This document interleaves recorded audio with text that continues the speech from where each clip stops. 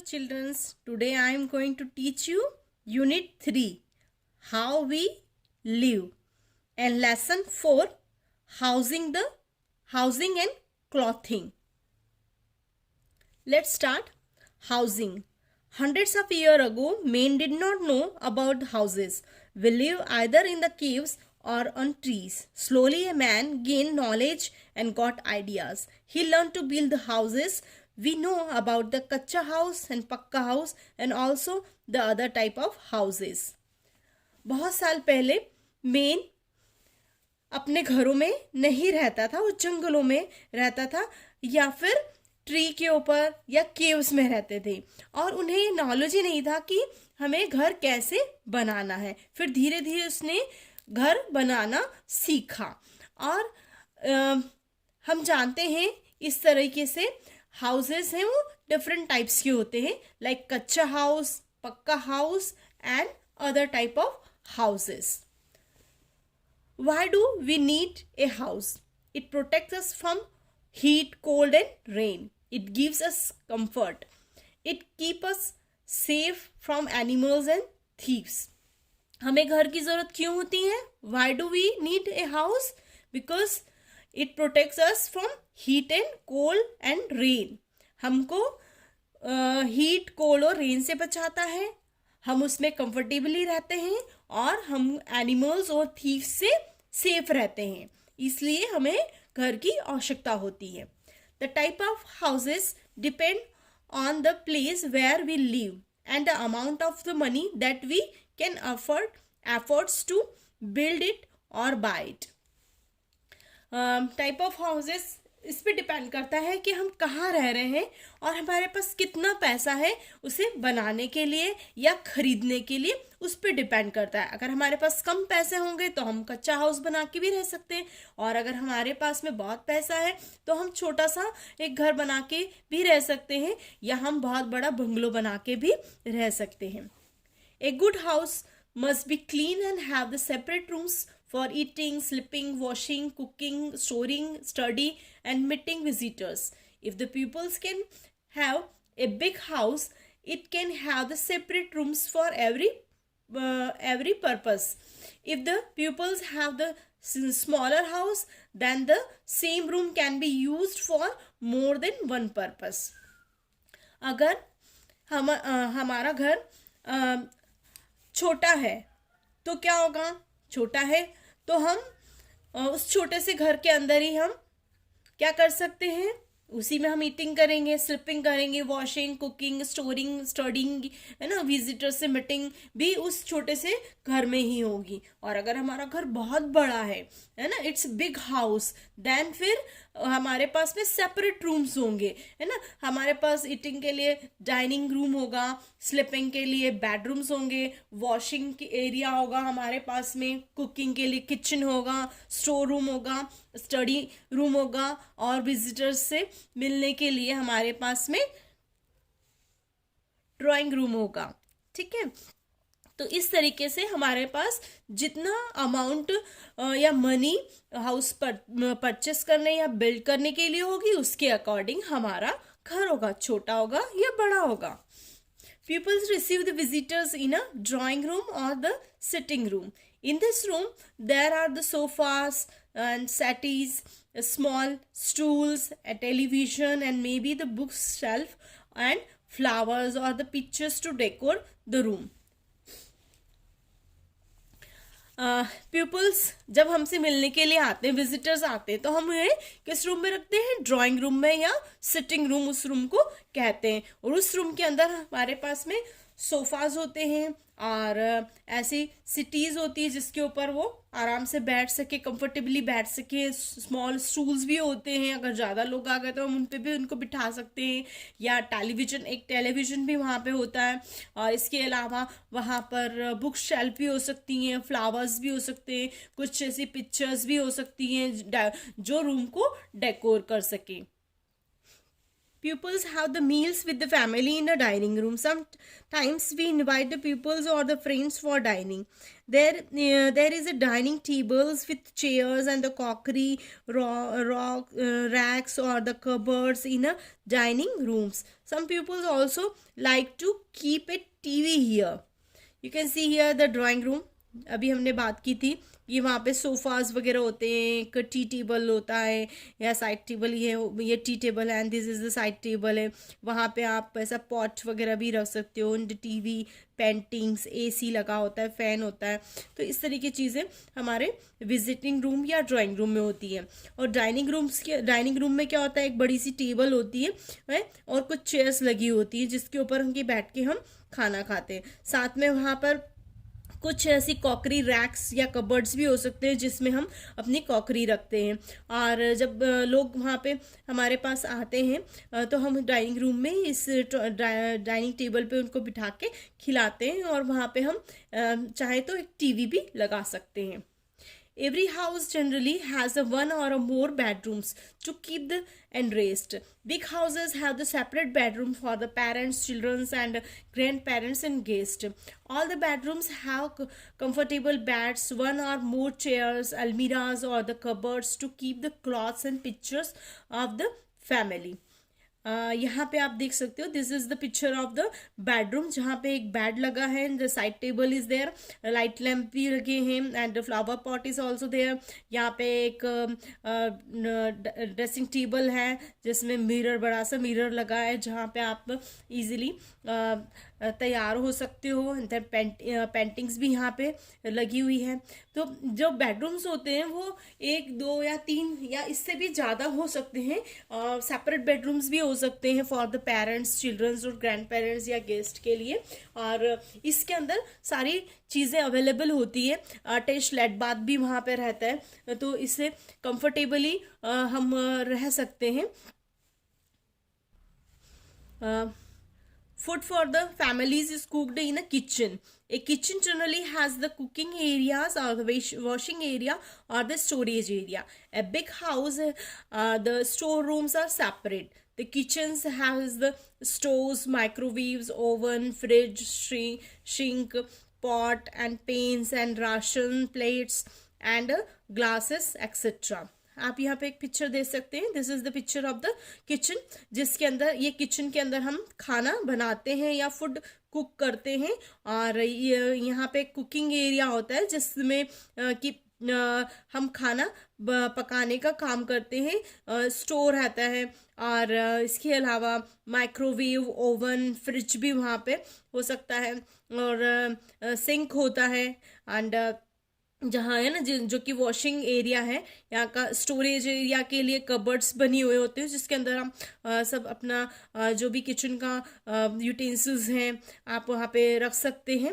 और राशन का सामान भी है आप वहाँ पे रख सकते हैं. एंड जो utensils like plate and glasses हैं उनको भी आप वहाँ पे रैक्स के अंदर जमा सकते हैं. A good house has a one or more bathrooms for the washing, bathing and toilet purpose. Large houses have the separate study room. A study room has a study table with the chairs and the bookshelf for keeping the books. In a small houses, a bedroom or a drawing room is also used as a study room. Additionally, houses may have a puja prayer room. In small houses, people keep a small space for the worship in any of the rooms. जो एक बड़ा सा घर होता है या अच्छा घर हम जिसे कह सकते हैं तो उसके अंदर वन और मोर बाथरूम्स होते हैं. वॉशिंग, बाथिंग और टॉयलेट पर्पस के लिए हम इन्हें यूज करते हैं. और जो लार्ज हाउसेज होते हैं उनके अंदर एक स्टडी रूम सेपरेट होता है और स्टडी रूम के अंदर हमारी स्टडी टेबल और चेयर होती है और एक उसके साथ में बुक शेल्फ होती है जिसके अंदर हम अपनी बुक्स भी रख सकते हैं. और जो स्मॉल हाउसेज होते हैं उनके अंदर बेडरूम या ड्राइंग रूम के साथ में ही स्टडी रूम ही होता है और उसमें उसके एडिशनली उसमें पूजा रूम या प्रेयर रूम भी रहता है. छोटा सा होता है वो और उसी में हम वो छोटा सा हमारा पूजा रूम बनाते हैं जहाँ पे हम वर्शिप करते हैं या हम पूजा करते हैं.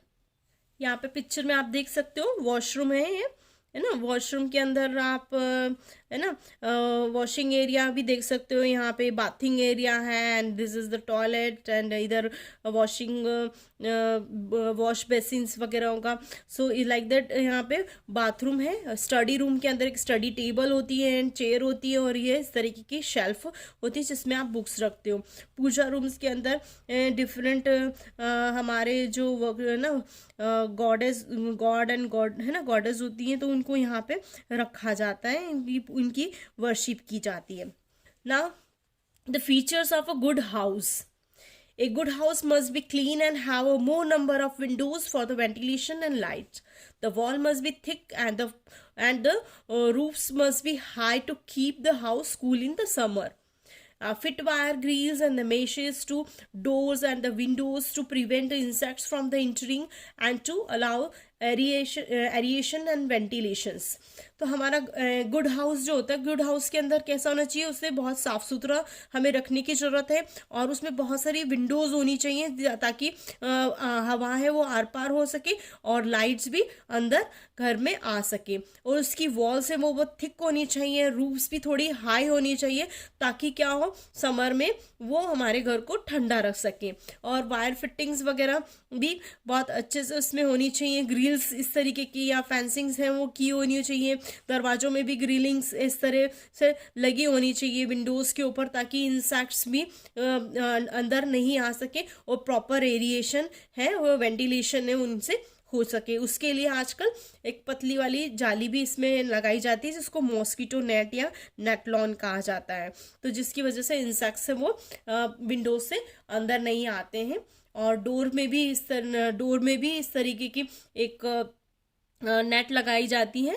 आजकल 2 टाइप ऑफ डोर्स लगाए जाते हैं, एक फुल डोर होता है और दूसरा जो डोर होता है जिसमें नेट लगी होती है। तो वो नेट वाला डोर हम ओपन करके हम उसे क्लोज करके रखते हैं ताकि एरिएशन तो प्रॉपरली हो सके, बट मॉस्किटोज या इंसेक्ट्स हैं वो अंदर नहीं आ सके।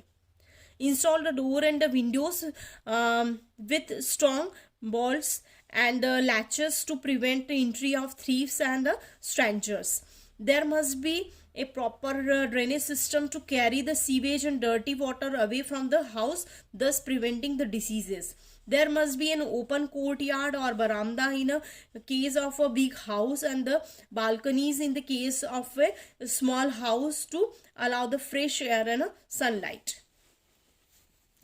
डोर्स और विंडोज़ हैं उसमें स्ट्रॉन्ग बोल्ट से उसे कसा हुआ होना चाहिए ताकि कोई थीव्स हैं वो उन्हें तोड़कर अंदर, या स्टैंचर्स उनको तोड़ के अंदर नहीं आ सके, और लैचेस जो होते हैं उसमें वो भी प्रॉपरली लगे हुए होने चाहिए ताकि थीव्स और स्टैंचर्स की एंट्री नहीं हो सके। इसके अलावा प्रॉपर ड्रेनेज सिस्टम भी होना चाहिए और डर्टी वाटर्स हाउस का वो, ताकि उससे निकल सके और हमें डिसीजेस से प्रिवेंट कर सके। और जो ओपन कोर्ट यार्ड या वरामदा है वो भी हाउस के अंदर होना चाहिए, और ताकि फ्रेश एयर और सनलाइट है वो घर के अंदर इंटर कर सके। बिल्ड ए वॉल और a fence around the house for the safety and stray animals और the thieves. Keep the garbage can covered. We must throw the garbage only in a garbage cans. Fencings भी घर के अंदर, अगर हमारे यहाँ पे कोर्ट यार्ड है या वरामदा है तो उसके बाहर एक फेंसिंग भी होनी चाहिए ताकि वहाँ से कोई भी एनिमल्स हैं वो या थीव्स कूद के अंदर ना आ सके। इतनी ऊंची वो उनकी वॉल्स या फेंसिंग होनी चाहिए ताकि घर सेफ रह सके। और इसके अलावा गार्बेज के लिए हमारे इसमें गार्बेज कैन या डस्टबिन भी होने चाहिए, जो एक वेट डस्टबिन होना चाहिए और एक ड्राई डस्टबिन होना चाहिए। वेट डस्टबिन के अंदर हम वेट कचरा डालते हैं और ड्राई वाले डस्टबिन के अंदर हम ड्राई गार्बेज डालते हैं। Whitish wash or the paints the house at regular interval. Wash the washrooms, toilets and wash basins daily and keep them dry. Sweep and mop the floor regularly. हमको अपने घर का paint regular interval पे कराते रहना चाहिए ताकि हमारा घर गंदा ना दिखे। और इसके साथ में ही हमें वॉशरूम्स, टॉयलेट और वॉश बेसिन्स की भी डेली सफाई करनी चाहिए और उन्हें ड्राई रखना चाहिए। अगर वो ड्राई नहीं होंगे तो क्या होगा, वहाँ पे जर्म्स हैं हो सकते हैं और इससे हमें डिसीजेस हो सकती हैं। और इसके अलावा हमें अपने फ्लोर्स को ऊपर भी है ना मॉपिंग रेगुलरली करना चाहिए या फ्लोर्स को भी क्लीन रखना चाहिए, अदरवाइज वहाँ से भी जर्म्स आ सकते हैं। Keep the things in their own place after use. There must be a proper chimneys or exhaust fan to let out the smoke and let in the fresh airs. हमारे घर के अंदर हर चीज़ को जहाँ से हमने उठाया है उसे प्रॉपर प्लेस पे ही रखना चाहिए ताकि हम अगली बार जब ढूंढने जाएं तो हमें वो उसी जगह पर मिले। इसके अलावा प्रॉपर चिमनी और एग्जॉस्ट भी घर के अंदर लगाने चाहिए ताकि जो भी स्मोक है या बैड स्मेल्स हमारे घर से अगर आ रही है तो वो बाहर चली जाए और उसी जगह फ्रेश एयर इंटर कर सके। Animals in our house. Animals that live with us because we like them to be with us and take care of them are called pet animals. For example, dog, cat, rabbits are kept as PAT by the animals. ऐसे animals जिनको हम as a PAT हमारे घर के अंदर रखते हैं या ऐसे उनको हम पालते हैं उन्हें हम पैट एनिमल्स कहते हैं। लाइक डॉग, कैट, रैबिट्स, इन्हें हम अपने घर के अंदर रख सकते हैं। और कुछ एनिमल्स या इंसेक्ट्स ऐसे भी होते हैं like mosquito, rat, house fly and lizard. ये भी हमारे घर के अंदर रहते हैं जिन्हें हम क्या कहते हैं, they are called uninvited animals और इंसेक्ट्स, जिन्हें हम बुलाते नहीं हैं लेकिन फिर भी वो हमारे घर के अंदर इंटर कर जाते हैं। दे स्प्रेड डिजीजेस, वो हमारे ना हमको बीमारियां फैलाते हैं और हम इसकी वजह से सिक हो जाते हैं। तो इसलिए हमें क्या करना चाहिए, हमारे घर की रेगुलर क्लीनिंग करनी चाहिए ताकि उसमें से मॉस्किटो, रैट, हाउस फ्लाइज और लिजार्ड हमारे घर से चले जाए। Cleaning our house. It is very important to keep the house clean. Cleanliness is done in a following ways. Sweep or mop the floor regularly. Use dustbin to throw trash and garbage. And throw waste, wet waste like fruits, vegetable peels and kitchen waste etc. separately. And from the dry waste like paper, cartoon and plastics and cupboards, glass bottles, metal container etc. हमारे floors हैं उनको regularly clean करना चाहिए। Dustbin के अंदर ही कचरा डालना चाहिए और डस्टबिन भी दो तरीके के होने चाहिए, एक वेट डस्टबिन और दूसरा होना चाहिए ड्राई डस्टबिन। वेट डस्टबिन में हम फ्रूट्स, वेजिटेबल पील्स और किचन वेस्ट डालते हैं और जो ड्राई डस्टबिन होता है उसके अंदर हम dry things like paper, cartoon, plastics, cupboards and bottles and metal containers डालते हैं। Clean the bathrooms on a daily basis. Remove the cupboards or clean the furniture and clean the dishes after the meal. हमें अपना bathrooms daily basis पे साफ करना चाहिए और हमारे जो कबर्ड्स हैं, फर्नीचर्स हैं, उनको भी हमें क्लीन करना चाहिए। साथ में हम जो खाना खाते हैं उसकी डिशेस होती हैं उन्हें भी हमें क्लीन करना चाहिए। Things used for the cleanings a house. There are the various things available which help us to keep our house clean like dustpan, mop, vacuum cleaner, bucket, broom, mug, sponge, phenyl and detergent. All these things are available in our house to clean our house properly. Now the activity. Match the following column A and column B. Match the column A with the column B. Here the television. कहाँ पे television होता है? It's in a drawing room, so you can write here A. Stove कहाँ होता है? Kitchen में होता है, you can write here B. And dining table dining room में होती है, so write here C. Book shelf study room में होती है, write here D. And puja कहाँ होती है ना? प्रेयर रूम में होती है, so write here E. And then come to bed कहाँ होता है? बेडरूम में होता है, okay. And dirty water is called sewage, तो यहाँ होगा जी।